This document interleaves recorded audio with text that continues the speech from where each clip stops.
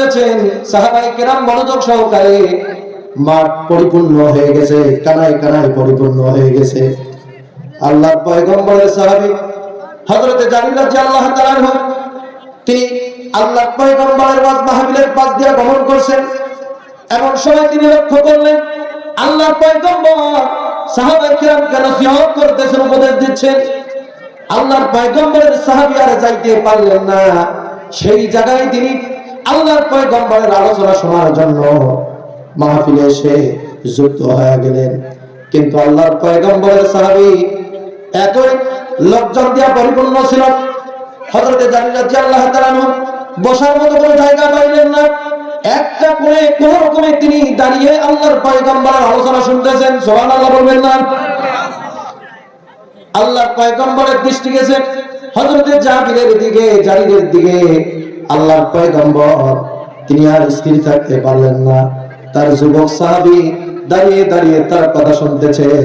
আল্লাহর পয়গম্বরের এটা সহ্য হলো না।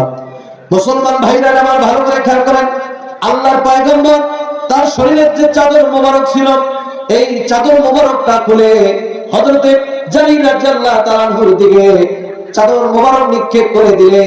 দেওয়ার পরে হযরতে জারিরকে বললেন, জারির রে, কষ্ট করে দাঁড়িয়ে তাফসীর শোনার দরকার নাই, আমার চাদরের উপর বসে তুমি আমার আলোচনা শোনো। আল্লাহু আকবার। মুসলমান ভাইরা আমার ভালো করে খেয়াল করেন, আল্লাহর পয়গম্বর নিজের চাদর মোবারক খুলে তার সাহাবী হযরতে জারির রাদিয়াল্লাহু তাআলা আনহুর দিকে নিক্ষেপ করেছেন।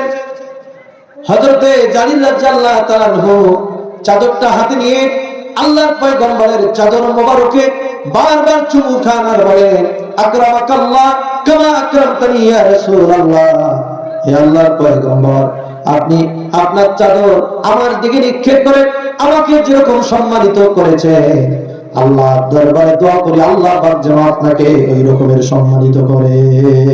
সুবহানাল্লাহ।